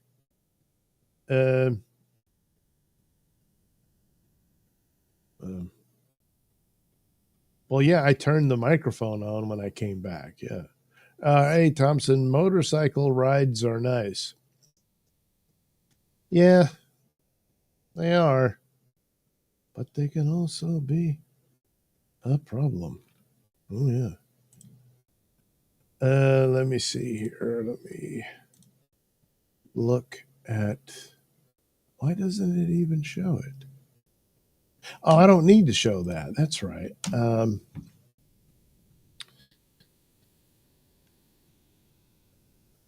Yeah, that should. There we go.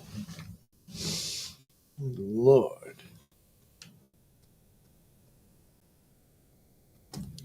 Okay.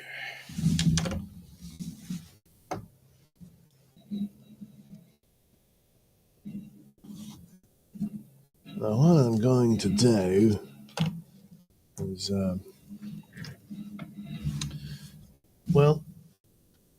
I'll draw Cavill's face. And I'll just use the image from Man from U.N.C.L.E. that they used in the articles about the potential of Cavill being Bond. And we'll go from there.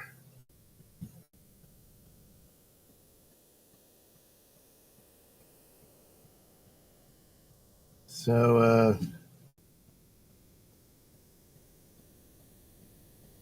as I said earlier, I've often said that if he can't do another Superman, it would be cool to see him take a shot at James Bond.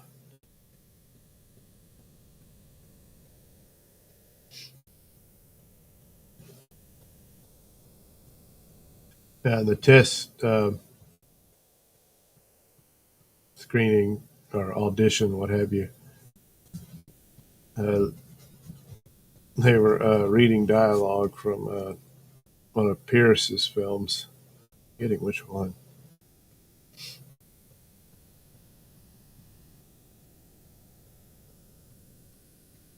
This is the, on the top, on the top.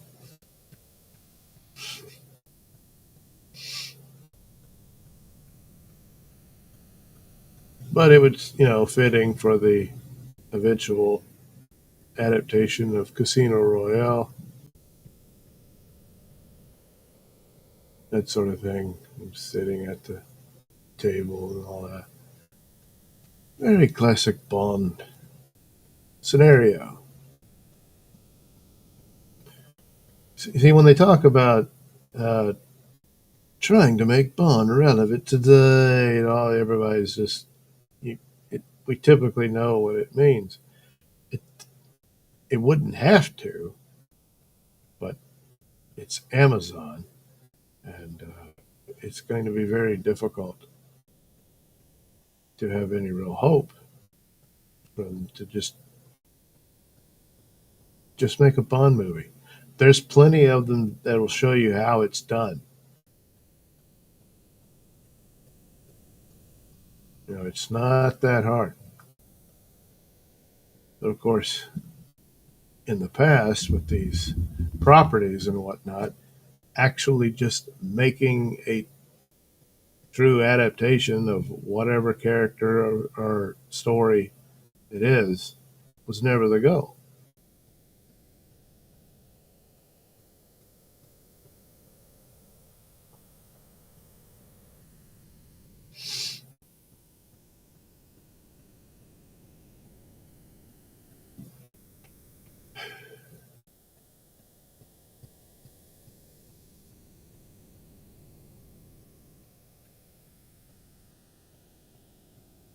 So some of the test screening is pretty simple, but when he does the bit of shaken not stirred, he nails that. James Bond, rather muted, but it's all right. But really, that business of like he's looking up at the the dealer and the waiter or whatever, it all works out. But anyway, he didn't win the role at the time. He was in his 20s then, and apparently Broccoli wanted an older man for the role, and Craig was in his 30s at the time, and they went with him. But the wanting an older man seemed kind of odd, considering that in a lot of ways, certainly the film's take on Casino Royale, and of course that was the worst, not the worst, the first Bond story that Fleming did, I believe. And so it's supposed to be this sort of early take of Bond, his first outing as 007. And certainly seemed to work that way. And certainly the film, it's kind of like the way Craig is playing it. He doesn't seem to become fully James Bond until really the ending scene there, where he shoots that dude.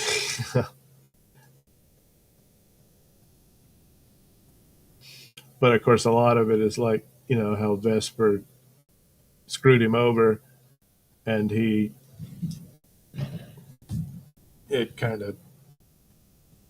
never trust a woman again after that, because he was generally in love with that woman. And, she felt bad about it.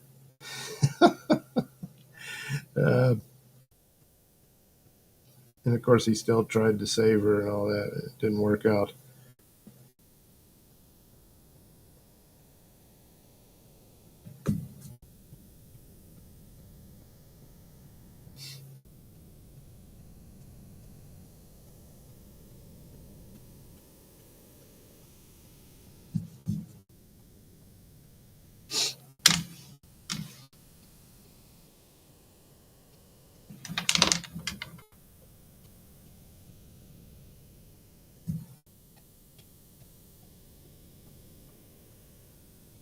which probably him being somewhat younger for that might have made more sense.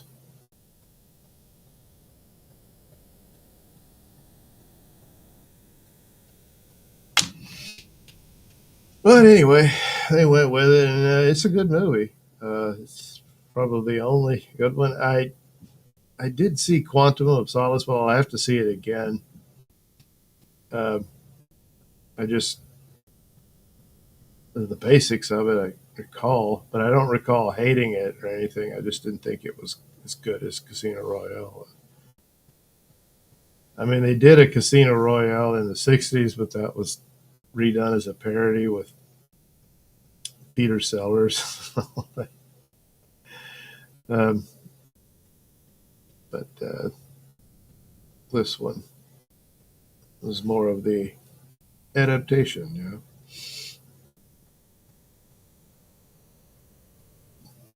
And since it was to be seen as a reboot for it, and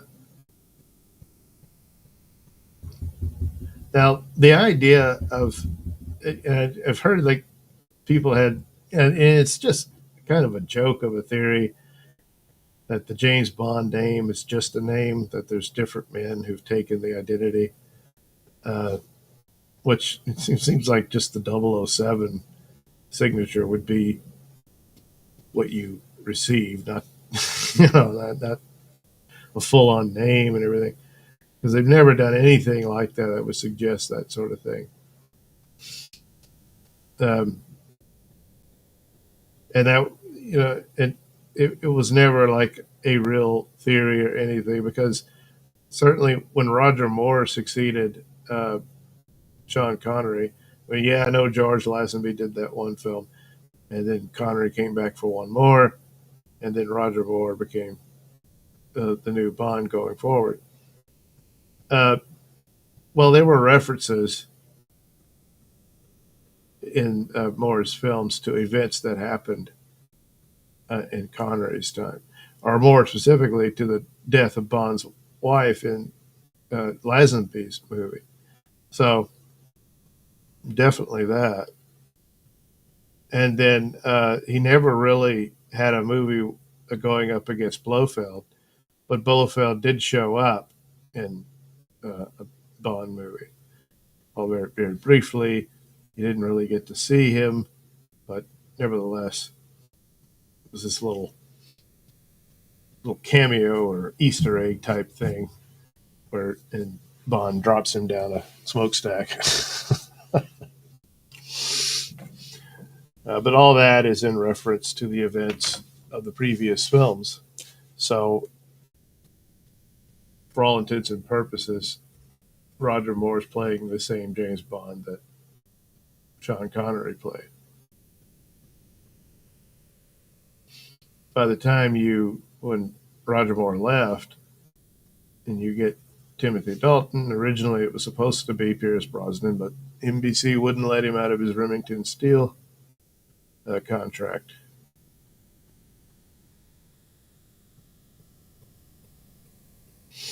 And so Timothy Dalton got it, and that one was a bit of a reboot of sorts. And for a lot of bit about it, a lot of bit of the nature of it seemed to be akin to a more grounded Bond.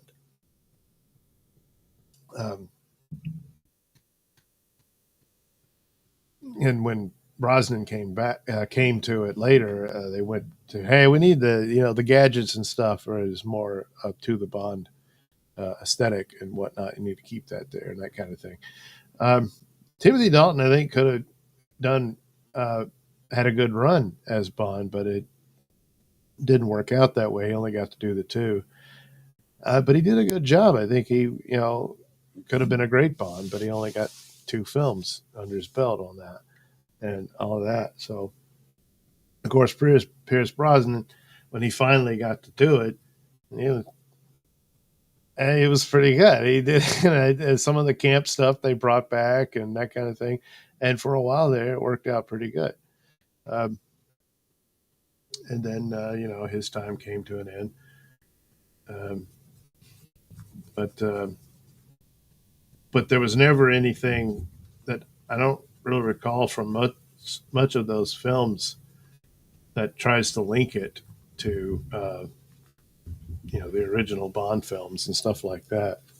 It's just when you get a new guy, you're kind of starting over anyway.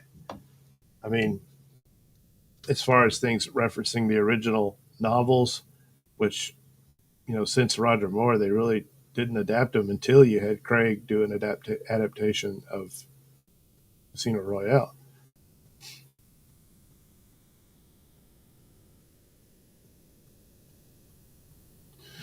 But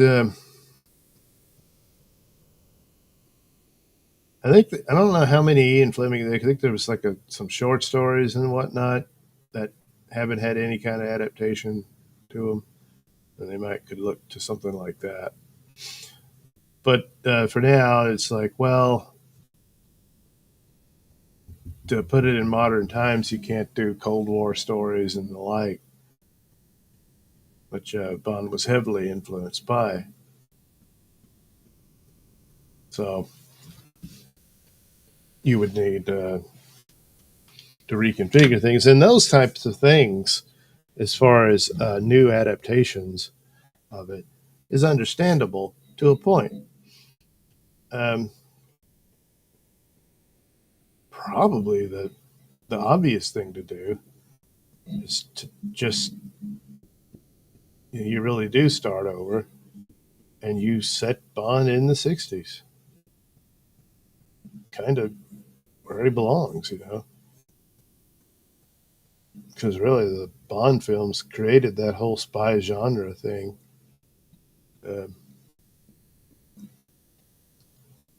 And you have people who want it more serious and all that sort of stuff,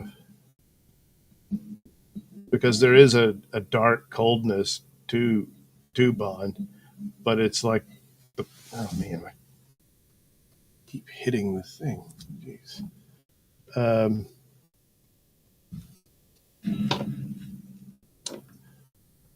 So there's a dark, serious edge to it, even though there's a lot of humor with some of the silly characters and whatnot. You can make fun of the villain to a point, and where you're going to enjoy Bond getting the better of the bad guy and all that, but he still has to be a sinister threat and stuff like that. Some of the henchmen and all that, you got more leeway. But that being said, even them have to be a formidable threat. You can't just mess around and play with that. You got to take it seriously. This is someone who could kill Bond.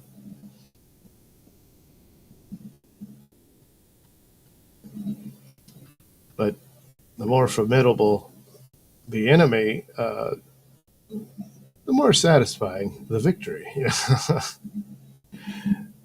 just the nature of that.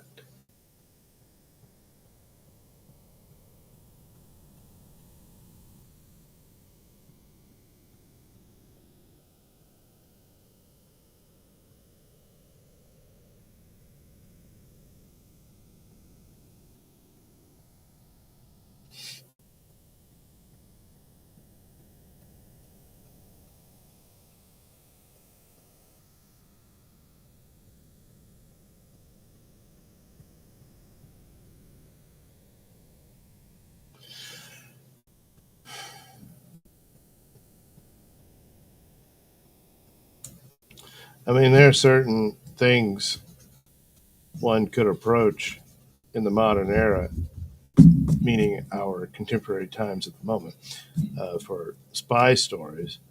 Problem is, they're not that popular for a variety of reasons. But you could still do it. But there's a lot of subject matter that they're just not going to touch on. I don't think we'll ever see, a spy drama where Chinese government is seen as adversaries in it or whatever. Even though in the original Bond films, the Soviet Union, was the adversary of the time, but ultimately it was always like Spectre trying to drum up wars between the superpowers and for their own ends and that sort of thing. So there was a way around it, but when it comes to China, they just won't put up with any of it. And so you'd say, well, you're denied that market.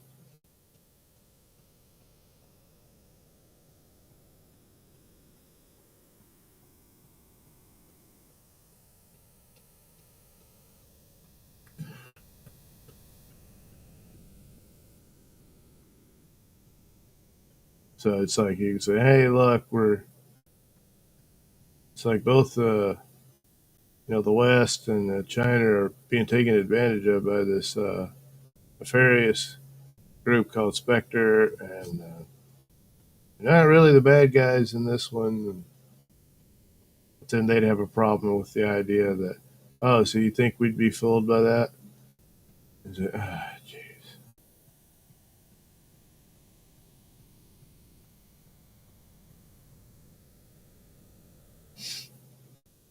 So you just can't win,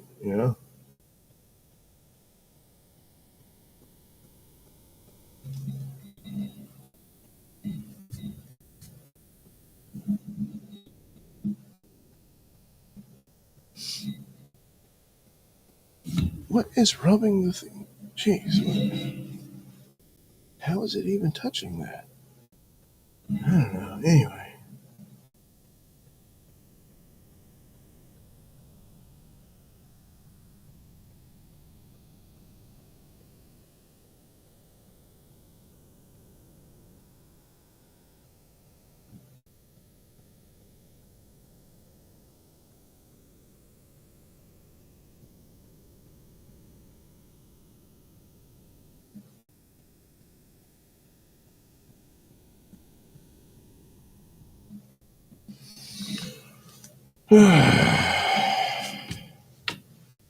Let me see. I need my teeth.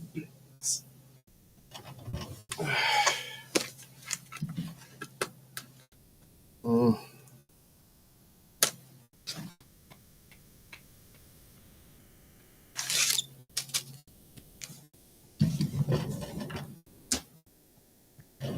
All right.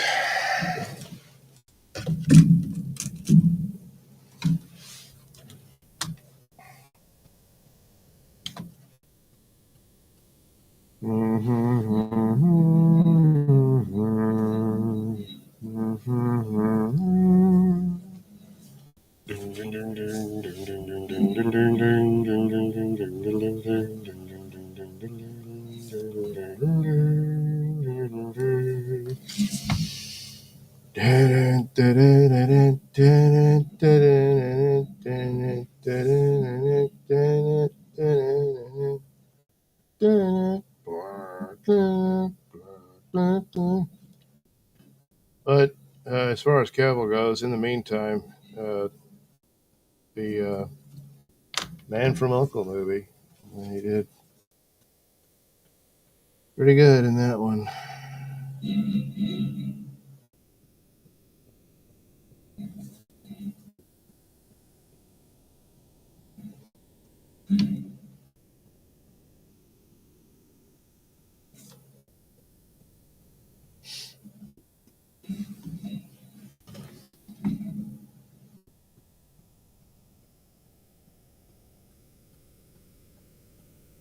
There we go.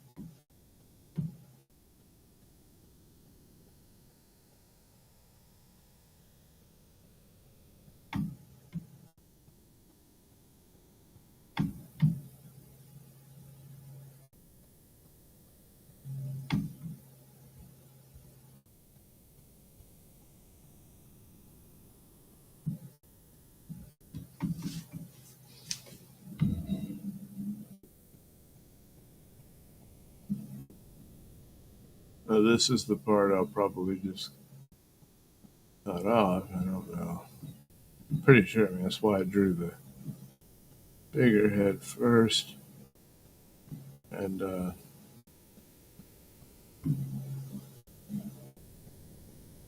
put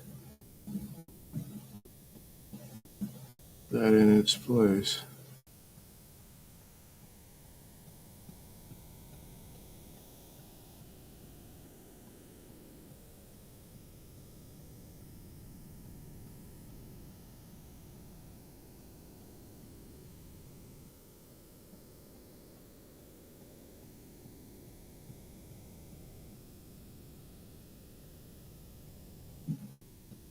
There we go.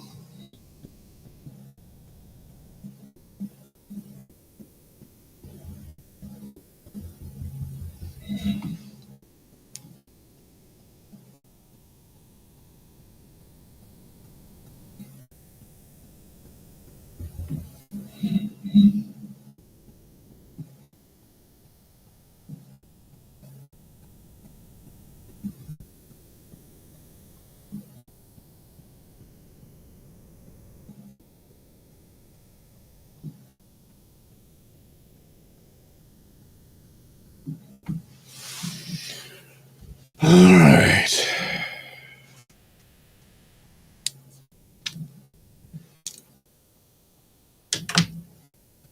Did I erase that one? Oh. Man. Quite the rumble for Rumble.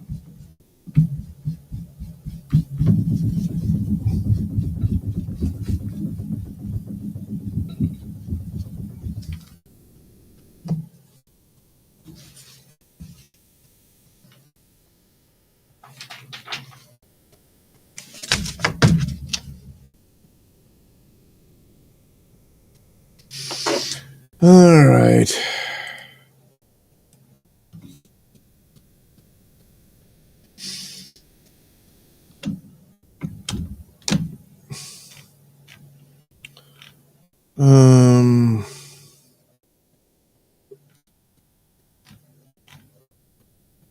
Oh, it's not going to let me scroll. What in the world? It's doing this nonsense now.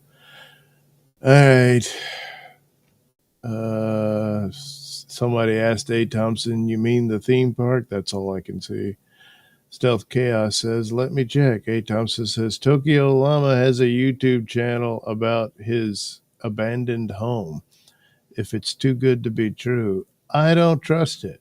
Stealth Chaos, I thought you were calling me Tokyo Llama. Stealth Chaos, these abandoned houses are out there, but they are usually in the middle of nowhere and need a ton of work. I imagine when they just sit out there abandoned and all that. Yep. They probably need a lot of work. Okay, let's see.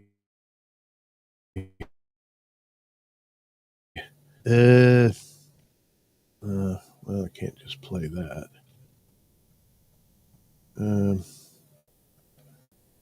Nah. Oh, this thing. Yeah, I'll play this, but don't worry, I'll end it as soon as possible. After I've scanned in James Bond here. I need the city to protect me because the federal government won't. And if you think you're afraid of Trump, you should see how afraid of Trump I am. Can you wrap up, please? Yes, I can. If you say that you're afraid of Trump and that's why you don't want the city to be a safe space for trans people, you better prepare for trans people to make this a very unsafe space. I'm shaking right now. I don't want to be here. Up, I'm sorry, am I taking too long pleading for my life? You remembered how many children I have and that 2 of them are trans. I speak as both the B and the T in the LGBT. I'm multiply disabled. I have Ehlers-Danlos syndrome, which is a connective tissue disorder that causes me immense physical pain. I'm on the autism spectrum, and I have narcolepsy, and I couldn't drive myself here, so I had to hide from my driver that I was in drag, which is not an easy thing to do in drag. I do not want to be here. It's my day off. I do not want to be in your DMs. I do not want to be in your email inboxes. I do not want my creativity writing diss tracks like Kendrick. I don't want to spend an hour applying glitter on my face so that you will hear and see me. I want you to listen to me. Let us remember that the Nazis burned the books the Nazis burned books on gender sciences first. Now the administration has villainized and marginalized migrant workers, trans, LGBT people, and even special needs, denying life-saving and affirming care. Can you look at me and tell me how many of my friends need to die before you do anything? Please wrap up. Look at me! Okay, we're all done here. Fucking pathetic! We're all done. Come on. Of course, we need to continue celebrating Black History Month because in spite of what's coming down from Washington, we all know that we all exist and we all need to be recognized for our existence. But be aware that you are a guest in my house when you come. And when you come, know that there are strong queer and trans people in my classroom who will collect you with the quickness. My name in drag is Dee Dee Delight. And my name out of drag is Dewey Cosgrove Atienza. Laddie LaRouge, he, they, in drag, District 3. My legal name is Olivia D'Ambrosio. My public name is Livy Scanlon. My wife and I own a home in the Canal District. I speak as someone who is always misgendered, like all the time. People refer to me as sir when I prefer to be referred to as ma'am.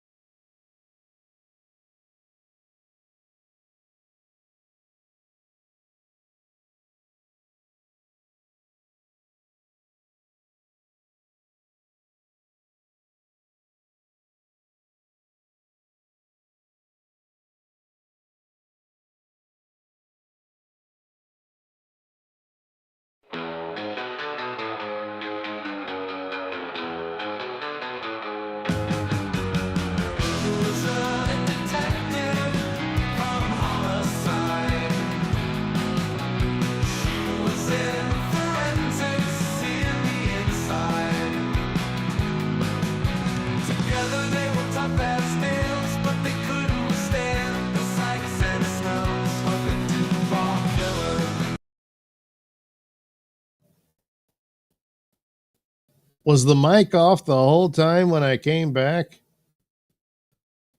Damn it. Well, again, I'm sick with the flu, so I have an excuse. Apologies. But now I'm ending the show. Jeez, damn it. It ruins everything. Jeez. Oh, well. Thank you for watching the show and putting up with it. I'll try to do a new one soon. I gave a bunch of listings about what I'll be doing or what I have in the hopper for the next few days, but you'll see those as they come out. So again, thanks for watching, and I'll try to do this again soon, preferably with the mic on. Have a good day, I suppose. Yes. Kevin. Yeah. Yep. It was off the whole time. LOL. Yeah. I read the chat and everything, nobody heard any of it. Okay. Well, I'll try to do better and keep going for watch hours. I can't. Did you not hear me? I'm sick with the flu. There it go. Jeez. All right. I'll play the theme song again, and that'll round out the show.